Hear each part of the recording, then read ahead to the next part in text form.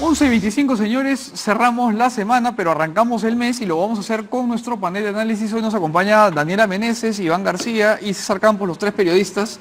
Y vamos a conversar sobre un montón de temas que esta semana medio que han pasado piola, porque el partido de Perú nos ha distraído a todos, nos ha alegrado, por supuesto. Y además la vuelta de Guerrero también nos ha parado de cabeza. Entonces tenemos que regresar a lo que nos compete, que es la política, el interés nacional. Y la verdad es que son varios los temas que han estado ahí sucediendo debajo y un poco ¿no? de la mesa, ¿no?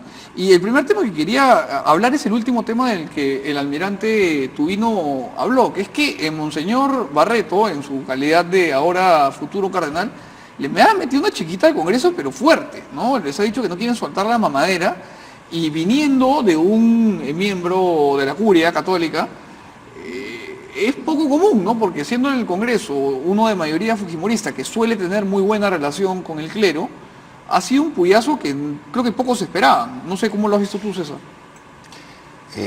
Monseñor Barreto ha estado aquí en Canal N hace poco más de una hora con Mávila Huertas. Tuve la ocasión de ver toda la entrevista.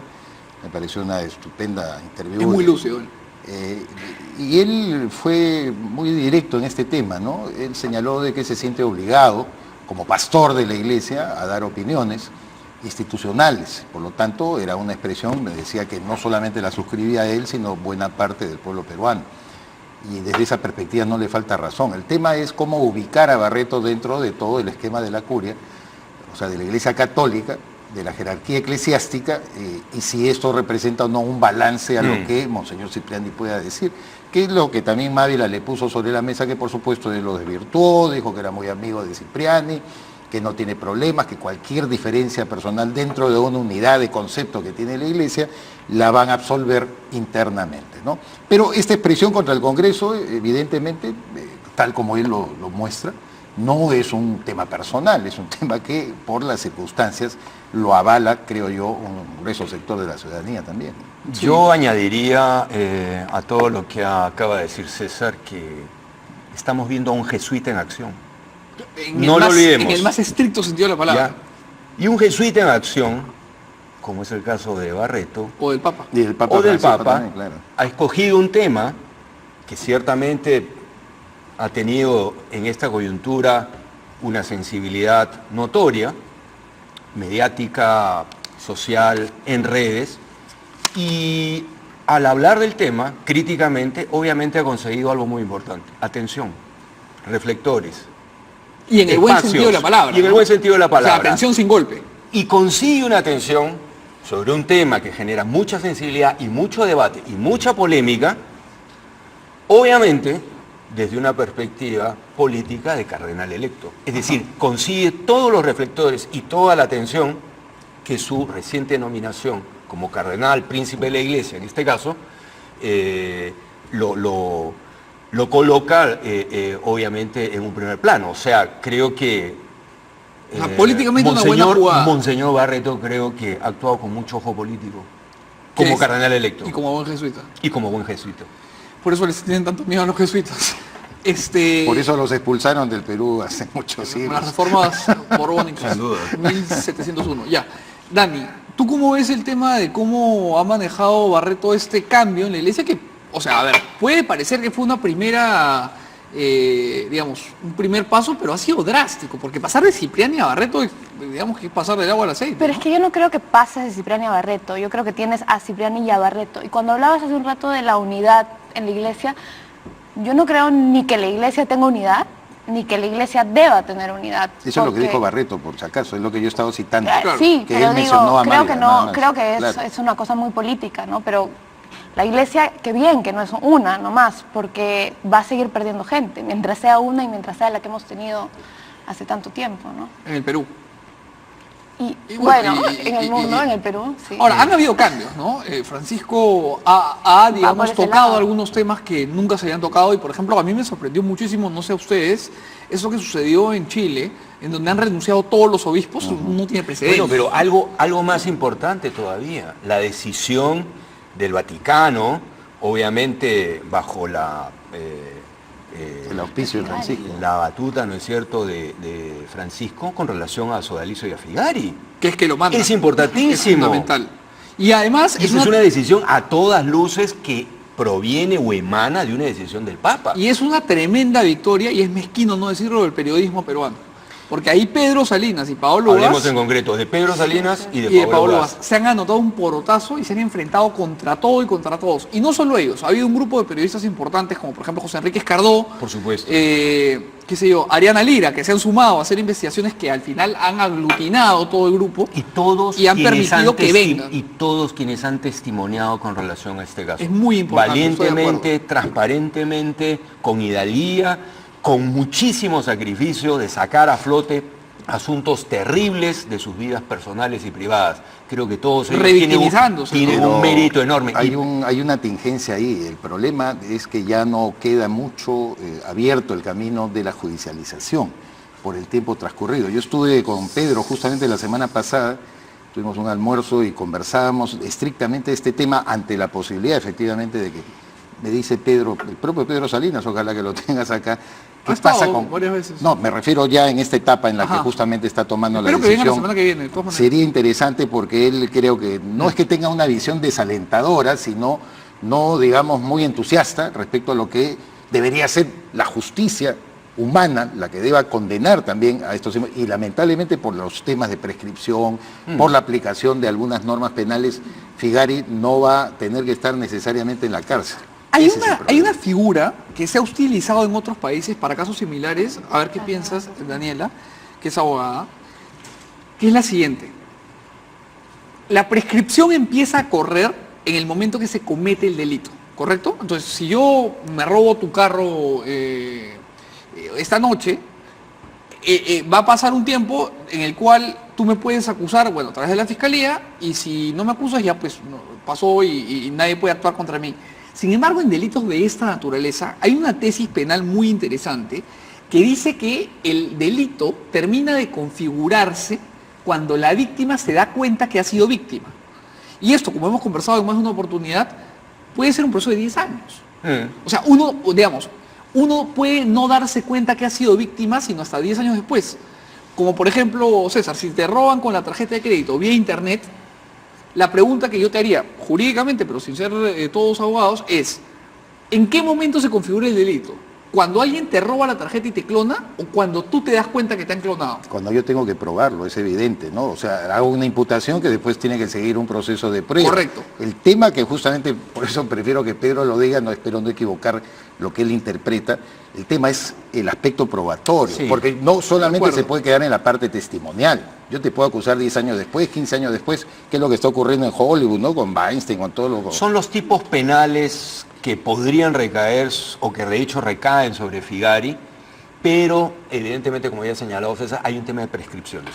Sí, De acuerdo al Código pero- Penal. Pero ¿Tú la qué idea de piensas? Mijael es una manera, digamos, Yo que sé. se usa de abrirla. Yo lo sé. A mí, Y me parece interesante la tesis. Claro. la tesis, y ¿no? a mí como feminista, digamos, me gusta, pero como abogada me parece bien preocupante porque, o sea, bien difícil de ejecutar, porque ¿cómo pruebas cuando una víctima se ha dado cuenta de algo? Claro, el momento de realización. Sí, y también te tienes que dar cuenta que hay otra, o sea, también hay garantías, lamentablemente, del imputado que hay que proteger. Claro, su derecho a la el defensa y su imputado derecho a la tiene- tutela jurisdiccional. tiene- Ahora, mira, tiene que probar. más allá de lo que finalmente ocurra con Figari ante la justicia peruana, yo creo que es importantísimo Que venga. como mensaje Sí. Claro, que Figari haya perdido este blindaje de la Iglesia Católica. que tuvo por parte del Vaticano. Que es un blindaje Es un que, dicho sea de mensaje paso, Iván, importantísimo, fundamental.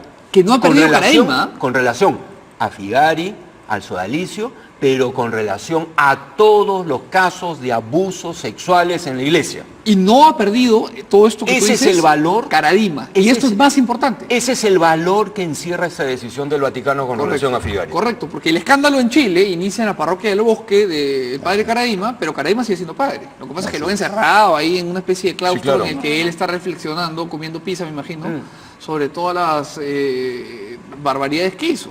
Pero me parece que es un paso muy importante. Ahora, quería yo conectar este tema con otro tema que tiene que ver con violencia, no necesariamente sexual, sino con violencia de género en general, que es la muerte de Ivy Ágreda.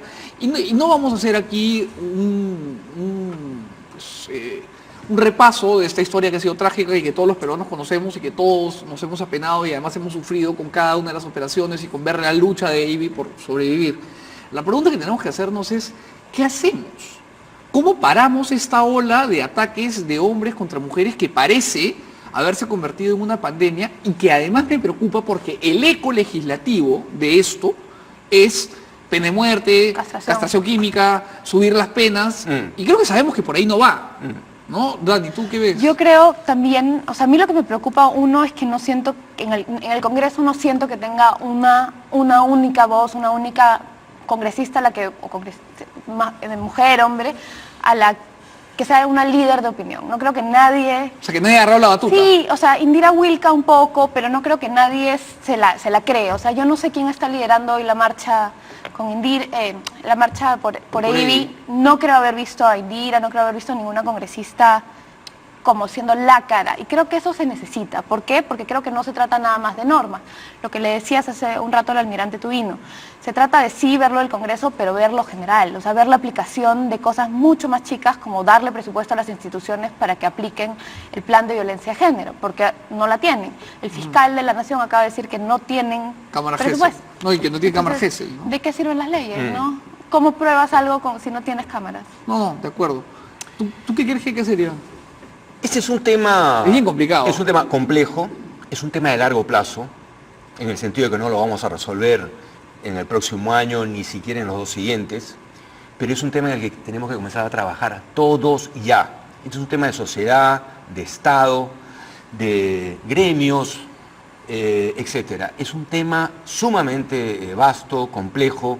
Creo que hay que comenzar también a profundizar y a estudiar qué experiencias de afuera pueden ayudarnos a combatir esta situación que cada día es más alarmante en el Perú.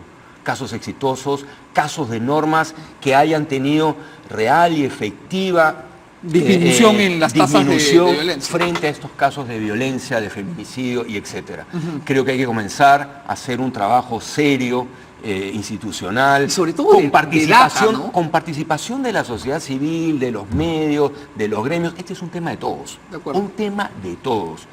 Creo que hay algunas oportunidades que se han dejado pasar y se siguen dejando pasar. Mira, recordaba con César, antes de estar aquí en estudio, que algunos meses atrás el Congreso decidió dejar a un lado un conjunto de normas para precisamente incrementar, aumentar y tipificar mejor situaciones como las que finalmente le han terminado arrebatando la vida a Evi Agreda. Y lo hizo con votos de un montón de congresistas que hoy y el Congreso no quiso introducir esos cambios. De acuerdo. Por eso es que la gente hoy también ha marchado hacia el Congreso. Entonces... No ha marchado al Poder Judicial, sino se ha ido al Congreso, ¿no? Como por que esto se exigen normas drásticas. Creo que en el imaginario popular está casi como una exigencia prioritaria que haya más normas. Pero a mí lo que me impacta, Mijail, y les digo también a ustedes, es el hecho de que la visualización de los temas, que además lo transmiten todos los medios de comunicación, no logre de alguna manera persuadir a la gente para que vaya por otro camino. Tú mismo lo has mencionado, pareciera que se vuelve una pandemia. Al contrario, mientras más exhibimos estos casos y más condenamos a los criminales, a los asesinos y abusivos. Entonces aquí hay una desconexión real entre lo que a veces se exige del rol también de los medios de comunicación para hacer visible este tipo de abusos, creyendo de que la gente va a retroceder o que los hombres vamos a comenzar a mirar las cosas de una manera distinta por miedo.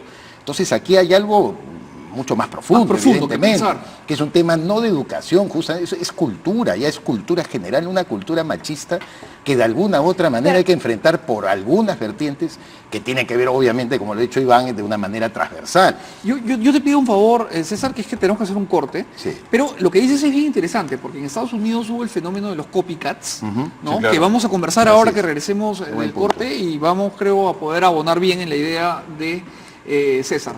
Muchas gracias por escucharnos en este bloque y los esperamos en el siguiente.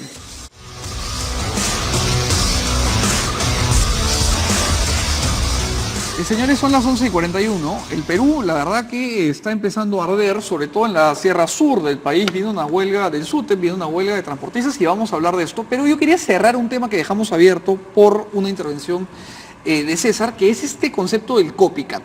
En Estados Unidos se hizo muy común la idea del copycat, así le dicen los gringos, que es cuando un chico entra, pues lamentablemente a una de estas escuelas con un arma y le dispara a sus compañeros. Y hubo todo un debate, como el que Iván ha planteado, sobre cómo es que los medios deben cubrir estas noticias, porque algún chico que tenía la idea de hacerlo, a veces se ve incentivado por la transmisión de la balacera y lo repite.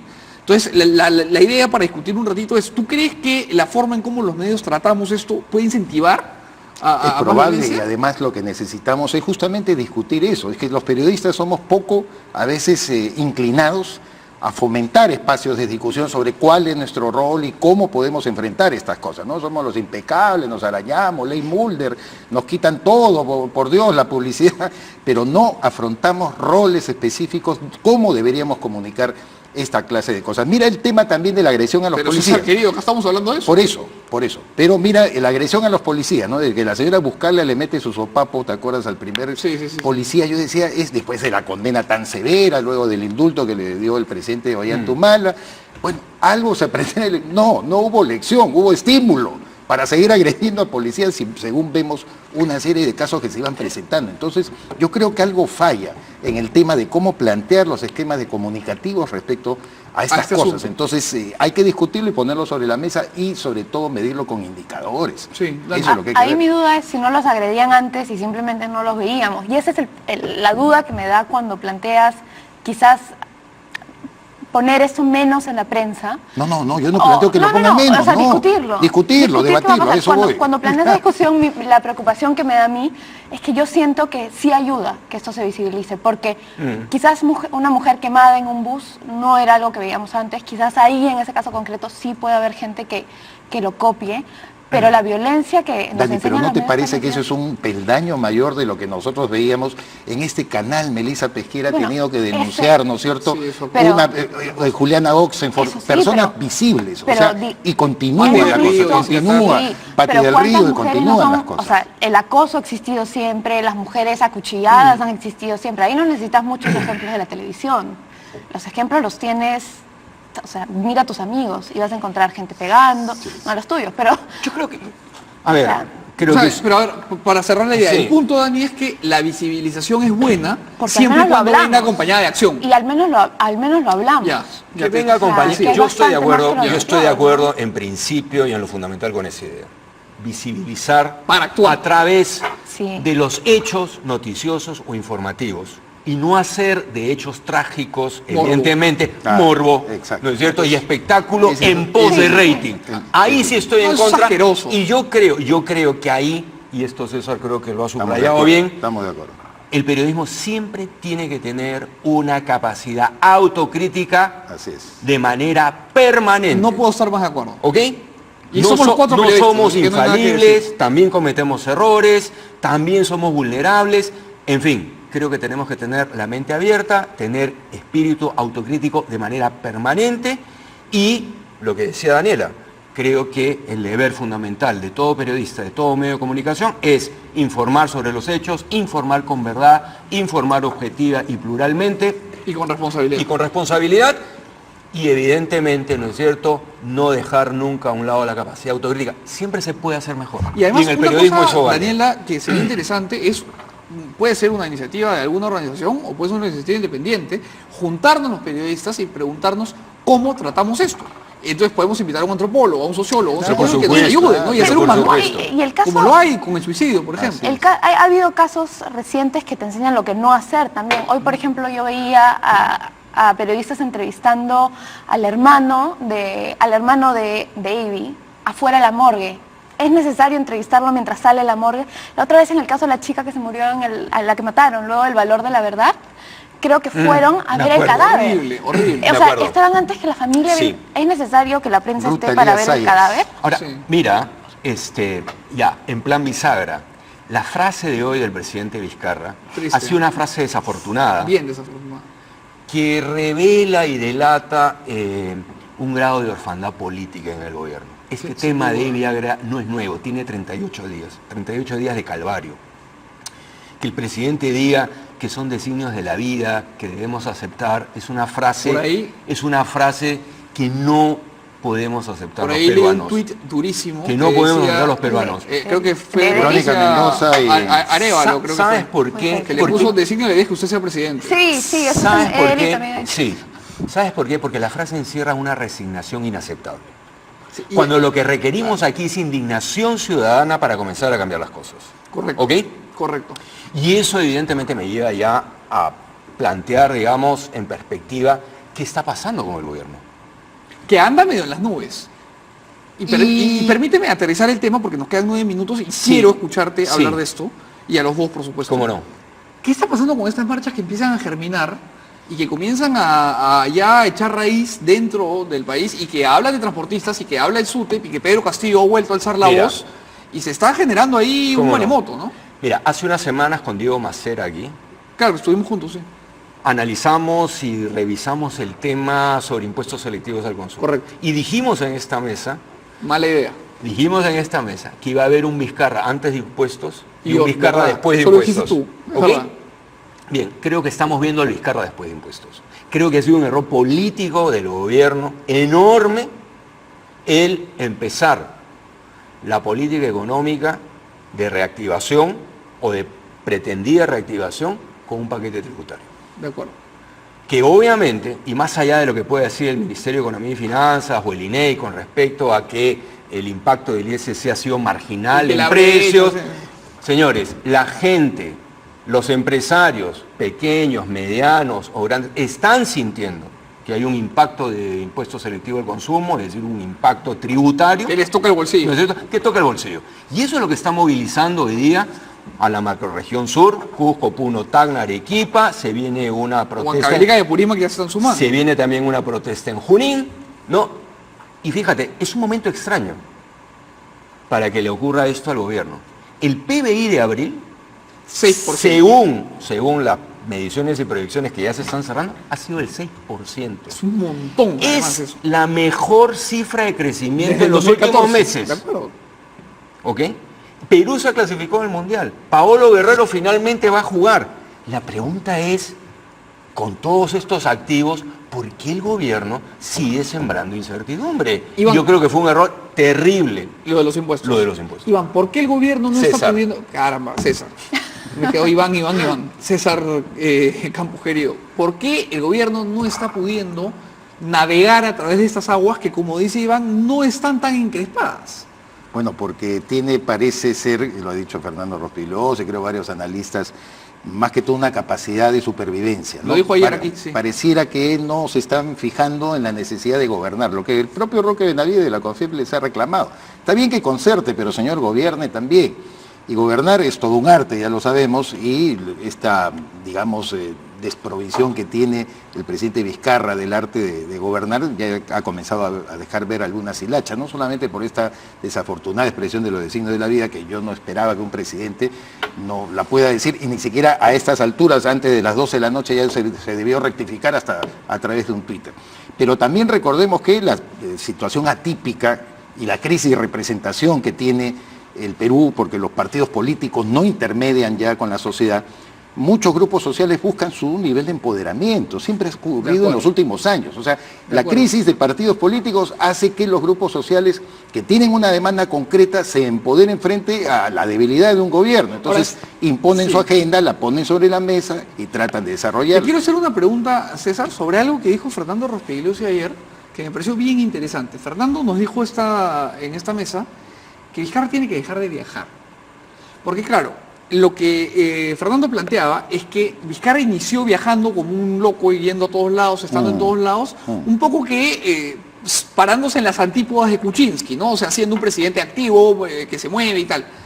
Pero lo que me decía Fernando es, si viajas 5 de 7 días a la semana, ¿cuándo despachas? O sea, ¿cuándo gobiernas? Exacto. Entonces, no sé qué piensas de esta idea, pero de repente Vizcarra ya tendría que bajarle un poquito con el Empezar avión, a ¿no? decir por justicia que Kuczynski tampoco era un mandatario que estaba en Lima, al contrario, él, entre sus 7 mandamientos, ¿se acuerdan? Se había planteado que Sí, los ministros de viajaran, viajar. cosa que están haciendo ahora también los ministros. Y ciertamente lo que le doy la razón a Fernando es en el hecho que esta pretensión de creer de que el face to face, ¿no es cierto?, con los pueblos va a mejorar la condición de legitimación del gobierno, no creo que No. vaya a resultar. No es la manera en que hay que No, legitimarse. se requieren resultados. Tiene que haber resultados y apego sobre todo, ¿sabes? Lo que le he dicho a Jaime Althaus también que me ha gustado el día de hoy o ayer creo en el Comercio, columna. que dice, ¿sabes qué? Usted plantee sus temas y defiéndalo y sea pedagógico. Pónganos un plan. No que le ponen un cartel en la nariz al presidente Vizcarra y él le da la razón, termina dándole la razón a todo el mundo. Editorial del Comercio de anteayer también. O sea, diciendo, señor, también. usted no tiene por qué estarle dando la razón a todo el mundo. Sí. Fíjese Daniela. un cronograma de acción. Y ahí lo que justamente iba a decir eso, o sea, si hablamos de por qué los grupos están tan empoderados ahora es porque el gobierno es el que les da el poder, o sea... Porque le cede el Ahí poder, está le esta cede el columna poder, de Fernando Cáceres de los 300 de Moquegua, una protesta muy chica que cambia las tarifas de agua de Moquegua, tienes a los Así es. peajes, tienes una entrevista a Villanueva también del Comercio que a mí todavía me resuena, que le preguntan, ¿y qué vas a hacer con los impuestos en la selva? ¿Vas a bajar las exoneraciones? Bueno, se le preguntará al pueblo, creo que dice. Entonces, si ya los impuestos los sometes a referéndum, ya no sé Mira, en qué estás. o en sea. la ruta de lo que está Como Poncio diciendo... Pilato, Barrabás Sí. o En Jesucristo. en la ruta o en el curso de lo que acaba de decir Daniela y también de lo que ha dicho César Campos, fíjate, el Ministerio de Economía y Finanzas, el Ministerio de Transporte y Comunicaciones, es decir, el Ejecutivo, está negociando con el Consejo Nacional de Transportistas Terrestres o de Transporte Terrestre, está negociando una devolución, un esquema de devolución del impuesto selectivo al consumo que elevaron hace 20 días. Eso es brutal. ¿Ok? Entonces, otra vez, un gobierno que no tiene claras las Cuajo, cosas es lo que en falta, materia cuajo, de cuajo. política económica, que creo que es lo que está pasando en estos momentos, lo voy a decir con todas sus letras, yo creo que el gobierno, o el Ejecutivo, mejor dicho, no tiene claro qué hacer con la economía del país. Y eso es grave y es complicado. Y ¿Ya? Segundo, creo que al gobierno le está faltando, en ese sentido, y por lo que estamos analizando aquí, le está faltando construir, teniendo activos para hacerlo, un discurso que proyecte liderazgo con nitidez y que genere entusiasmo. Están desaprovechando Y solvencia. una coyuntura fantástica que genera, obviamente, o que viene generada por la participación de Perú en el Mundial, lo de Pablo Guerrero, crecimiento del Producto Bruto Interno, la inversión pública hay que y privada- capitalizar. mejorado. inversión pública y privada comienzan a tener cifras muy importantes de Después de 14 crecimiento. trimestres. Señores, nos queda un minuto para que Daniela y César nos den una idea para cerrar. bueno, yo siguiendo lo que dices, una preocupación grande que tengo es que el ministro de Trabajo que tenemos no tiene, creo, ninguna unidad con el MEF que tenemos. Entonces, ¿qué unidad va a haber del Ejecutivo y del Claro, no hay ministro una de Trabajo conversación ideológica, cuando no, dices. o sea, están rotando estas cifras laborales, se supone que viene el Ministerio de Trabajo, no lo sé. Bueno, César hizo Sobre un la buen, reforma laboral. hago aquí un paréntesis cortito. César nos recordaba por una conversación en WhatsApp hace unos días estas contradicciones entre el Premier Villanueva, el presidente Vizcarra y el ministro de Economía y el mismo Premier Villanueva respecto del ISC. Lo vamos a evaluar, lo vamos a revisar y el ministro está diciendo no vamos a retroceder ni dar un paso atrás con respecto al ISC. Y hoy día están negociando devolución del ISC. Del ISC. Dice Vanessa que por favor que Daniela y Ya, yo César ya dije, cierren. yo ya dije. Hay una- Normal, no, yo, Así me ha gritado. Hay No, una no, pero- dictadura tras cámaras. Acá está. Para finalizar solamente, pero en la línea de Daniela, ¿no? Es verdad que lo que necesitamos es mayor convergencia también del gobierno. Si no se ponen de acuerdo, si no se muestran realmente como una unidad en ese aspecto, sí es necesario que el gobierno, más allá de la iglesia que tiene sus matices, se muestre unido. Correcto. Unido, y es necesario que eso se lo plantee. Estoy de acuerdo. Ha llegado la hora de terminar el programa. Les agradezco muchísimo. Chao, porque la oreja de Sí, Mijael sí, ahorita revienta y colapsa. Y Vanessa no Como entra la en de vainas. Bangkok. La van a Les agradezco cortar. mucho a los tres. Estoy seguro Sí. que van a regresar pronto. Ha sido un gustazo conversar con ustedes. Gracias a ti. Es viernes y su cuerpo lo sabe. Así que nos vemos el lunes a las 11. Chao.